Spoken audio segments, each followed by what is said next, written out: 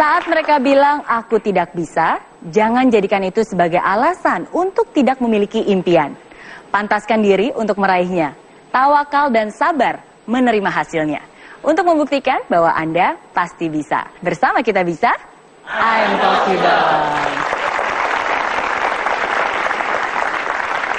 Ya, banyak sekali pembelajaran yang sudah kita dapatkan dari sharing Bu Susan tadi. Dan malam ini saya juga ingin memberikan 3 pesan possible. Bagaimana caranya kita bisa mengalahkan komentar-komentar negatif. Nah, yang pertama adalah positive self-image.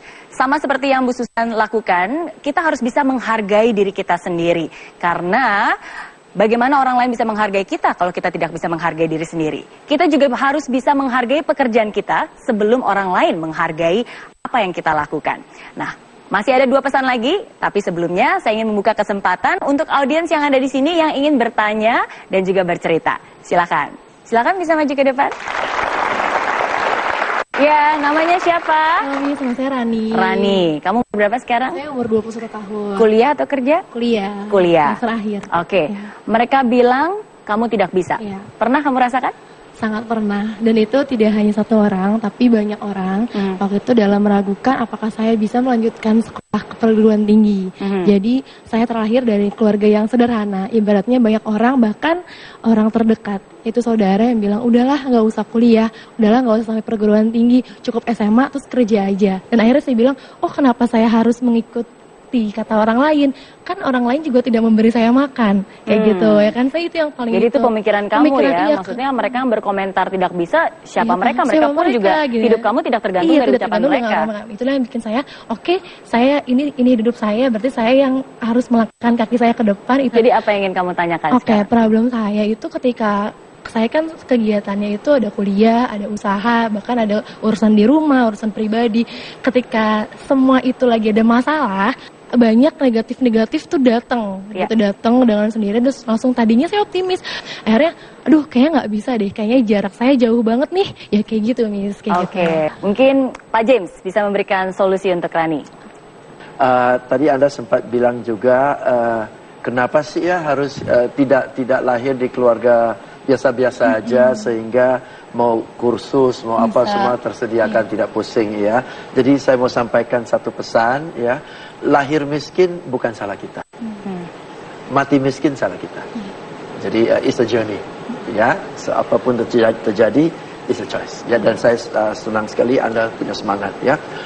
Namun problem yang muncul bersamaan, ada problem yang akan segera lewat. Itu hanya angin saja. Ada problem yang harus ditangani lebih serius lagi ya.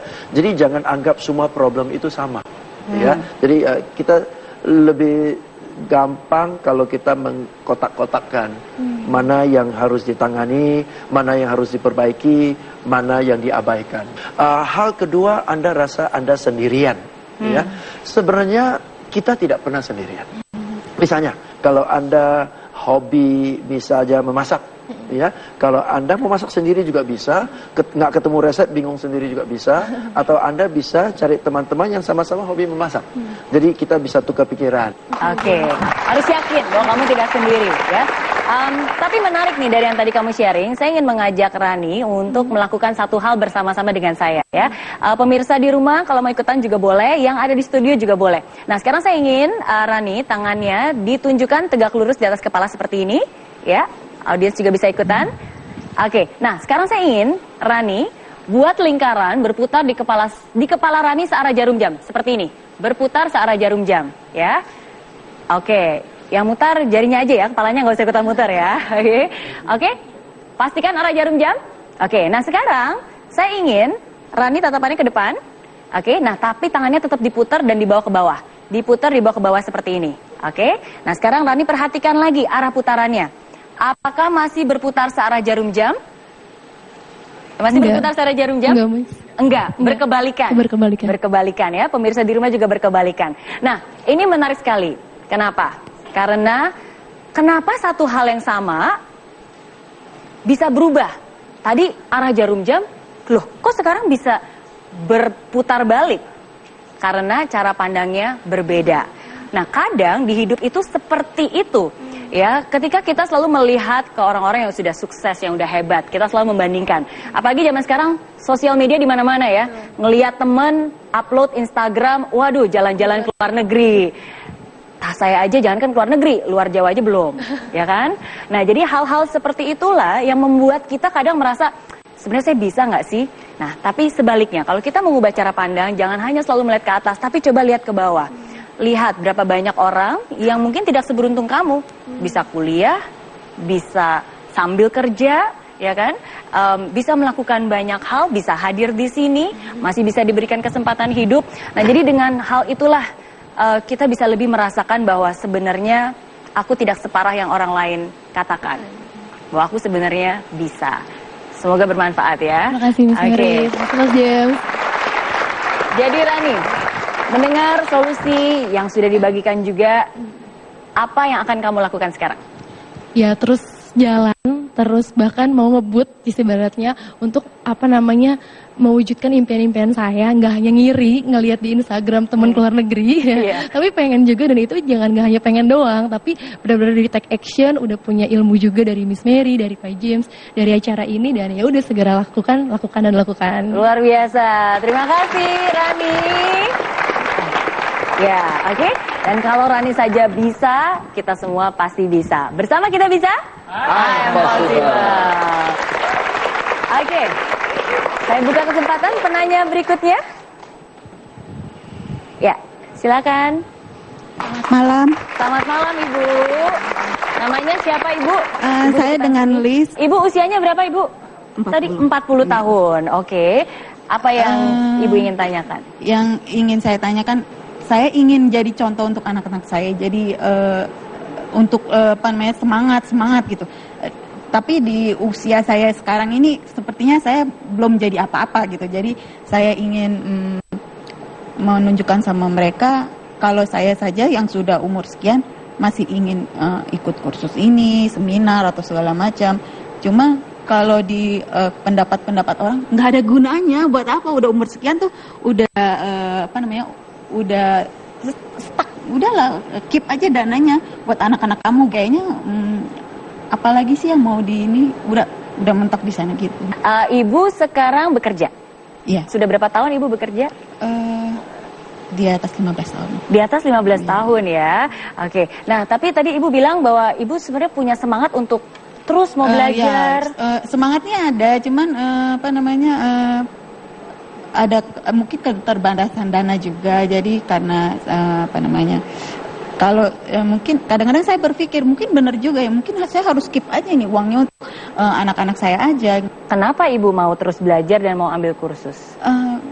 Inginnya saya bekerja punya pengetahuan lebih atau segala macam, dan ya nggak masalah itu misalnya harus keluar expense lagi biaya. Gitu. Iya, tadi Ibu juga sempat bilang bahwa salah satu alasan Ibu ingin berjuang terus adalah untuk anak. Untuk anak-anak ya. Apa harapan Ibu untuk anak Ibu? Ya mereka masih muda, mereka lebih semangat lagi, lebih bersyukur lagi. Jadi orang yang sukses di usia muda. Maksudnya saya merasa nggak sukses di usia 40. Oke, nah jadi apa satu hal yang Ibu ingin tanyakan sekarang? Bagaimana menyemangati diri terus-menerus sementara kita merasanya it's too late. Gitu. Oke, mungkin Pak Dedi bisa menjawab ya.